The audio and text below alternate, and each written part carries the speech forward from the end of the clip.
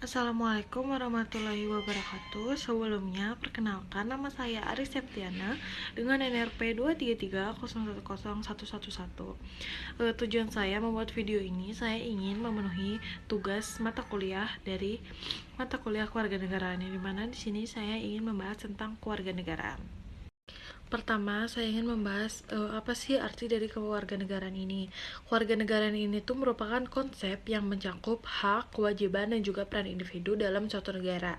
Setiap warga negara tidak hanya mendapatkan identitas hukum sebagai bagian dari negara, tetapi juga memiliki tanggung jawab untuk ikut menjaga ketertiban, stabilitas, dan juga pembangunan nasional.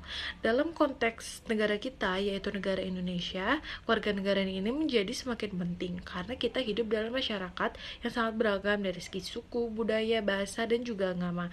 Perbedaan ini memerlukan kesadaran bernegara yang tinggi agar hidup sosial kita itu tetap harmonis. Dalam kajian kewarganegaraan terdapat tiga dimensi utama yang saling berkaitan. Yang pertama itu ada dimensi hukumi, di mana ini tuh menyatakan bahwa warga negara itu berhak atas perlindungan hukum, dokumen identitas, kepastian hukum, serta kewajiban dan menaati aturan negara. Yang kedua itu ada dimensi politik, yang dimana ini tuh berkaitan dengan partisipasi warga negara dalam proses demokrasi, seperti kegiatan pemilu, terus menyampaikan aspirasi dan berpendapat secara bebas namun tetap bertanggung jawab. Yang terakhir ada dimensi sosial, yaitu ini tuh peran warga negara dalam kehidupannya bermasyarakat, termasuk menjaga solidaritas, toleransi, dan juga gotong royong. Demokrasi juga secara umum tuh dikenal sebagai sistem pemerintahan yang menempatkan rakyatnya sebagai kekuasaan tertinggi. Prinsip-prinsip demokrasi ini meliputi kebebasan berpendapat, pemilu yang jujur dan adil, penegakan hukum, perlindungan hak asasi manusia, dan pemerintahan yang transparan. Namun, demokrasi ini nggak bisa diterapin secara beragam di setiap negara. Masing-masing negara tuh pasti menyesuaikan dengan budaya yang ada, nilai, dan juga sejarahnya. Nah, Indonesia ini memiliki model demokrasi tersendiri yang dikenal itu sebagai demokrasi Pancasila. Demokrasi Pancasila ini tuh bukan cuma sekedar mekanisme politik gitu, tapi sistem yang dilandaskan dengan nilai moral, kebersamaan, dan keadilan yang terkandung dalam 5 sila Pancasila. Demokrasi Pancasila ini punya beberapa prinsip utama gitu. Yang pertama itu ada musyawarah untuk mencapai mufakat. Proses pengambilan keputusan tidak dilakukan secara menang-menangan suara, tetapi melalui diskusi yang bijaksana demi kepentingan kebersama. Nah, yang kedua itu ada penghormatan terhadap nilai kemanusiaan dan etika, sehingga kebebasan berpendapat itu harus dilakukan dengan sopan dan tidak merendahkan orang lain. Nah, yang ketiga itu terdapat persatuan nasional, yaitu kepentingan bangsa lebih diutamakan daripada kepentingan pribadi maupun kelompok. Yang keempat itu ada keseimbangan antar hak dan juga kewajiban. Dan yang kelima itu ada keadilan sosial bagi seluruh rakyat Indonesia. Artinya hasil pembangunan harus dirasakan oleh semua lapisan masyarakat. Dalam penerapan demokrasi Pancasila ini tuh pastinya menghadapi berbagai tantangan gitu ya, seperti contohnya itu tantangan terbesar itu ada polarisasi politik saat pemilu. Jadi setiap pemilu tuh sering memunculkan perpecahan gitu antar pendukung, baik di dunia nyata maupun di media sosial. Hal ini tuh menunjukkan bahwa masih lemahnya pengamalan dari sila ketiga, yaitu persatuan Indonesia.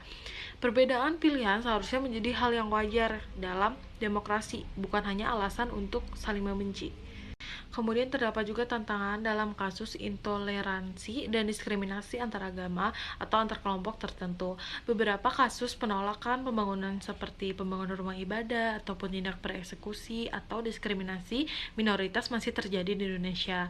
Kejadian ini bertentangan langsung dengan sila pertama dan sila kedua, yaitu ketuhanan yang Maha Esa serta kemanusiaan yang adil dan beradab. Demokrasi Pancasila menuntut penghormatan terhadap kebebasan beragama dan perlakuan yang adil bagi seluruh warga negara. Terdapat pula isu lainnya yang sering terjadi di Indonesia, yaitu adalah korupsi, yang mana ini tuh menjadi salah satu tantangan terbesar juga dalam demokrasi Indonesia. Karena korupsi yang dilakukan oleh pejabat publik ini tuh bisa merusak kepercayaan dari masyarakat terhadap pemerintah dan menghambat kesejahteraan rakyat. Selain merugikan negara, secara finansial, korupsi juga itu bertentangan dengan sila kelima, yaitu keadilan sosial bagi seluruh rakyat Indonesia. Selama korupsi ini masih terjadi di Indonesia, maka pemerataan pembangunan itu akan sulit tercapai. Gak cuma masalah politik gitu ya dan hukum, tapi ada tantangan kewarganegaraan juga yang muncul dalam kehidupan sosial. Contohnya itu ke saat rendahnya literasi digital masyarakat, karena membuat sebagian masyarakat itu malah mudah terprovokasi, dan kurangnya pemahaman tentang perbedaan budaya ini juga sering memicu kesalahpahaman. Ketidakpedulian terhadap lingkungan seperti pembuangan sampah sembarangan, pembakaran lahan, dan juga menunjukkan lemahnya kesadaran sebagai warga negara. Tapi nggak cuman tantangan terbesar tadi, tapi Indonesia juga ini ada beberapa contoh keberhasilan dalam penerapan prinsip kewarganegaraan dan juga demokrasi. Salah satunya itu adalah tingginya partisipasi masyarakat dalam pemilu. Meskipun menghadapi tantangan, masyarakat tetap aktif menggunakan hak pilihnya sebagai bentuk tanggung jawab politiknya. Selain itu, perkembangan organisasi masyarakat seperti gotong royong saat bencana dan solidaritas antar warga menunjukkan bahwa nilai kebersamaan itu masih cukup kuat di Indonesia. Maka dari itu, untuk memperkuat kewarganegaraan dan juga demokrasi, peran warga negara ini menjadi sangat penting gitu. Warga negara itu harus aktif mencari informasi yang benar, bukan hanya menerima berita secara mentah. Warga negara juga perlu terlibat dalam kegiatan masyarakat, seperti mengikuti pemilu yang bijak, serta menghargai perbedaan pendapat dalam kehidupan sehari-hari. Warga dapat mengamalkan nilai Pancasila melalui sikap toleransi, disiplin, kejujuran, dan juga gotong royong. Selain itu, pendidikan kewarganegaraan di sekolah dan juga di kampus ini tuh menjadi kunci gitu untuk membangun sikap yang kritis dan juga nasionalis dari sejak dini gitu ya. Nah, dengan pemahaman yang baik, maka generasi muda itu nggak hanya menjadi pengguna demokrasi, tapi juga menjadi penjaga nilai-nilai Pancasila. Mereka diharapkan dapat menjadi warga negara yang cerdas, kreatif, dan juga berintegritas. Secara keseluruhan, kewarganegaraan ini nggak cuma tentang status, tapi juga tentang tindakan. Demokrasi tidak dapat berjalan tanpa partisipasi warganya, dan Indonesia tidak dapat maju tanpa pengamalan nilai-nilai demokrasi Pancasila di dalam kehidupan nyata.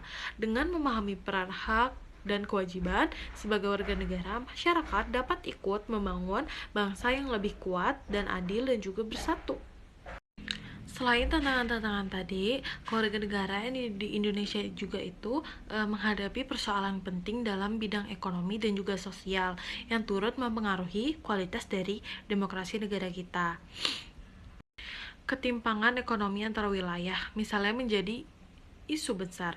Dalam perkotaan maju seperti Jakarta, Surabaya, dan Bandung ini memiliki akses pendidikan, teknologi, dan juga lapangan pekerjaan yang lebih baik dibanding daerah yang tertinggal.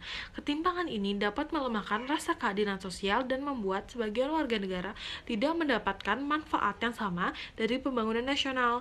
Dalam konteks demokrasi Pancasila, kondisi ini menunjukkan bahwa penerapan sila kelima masih perlu diperkuat lagi.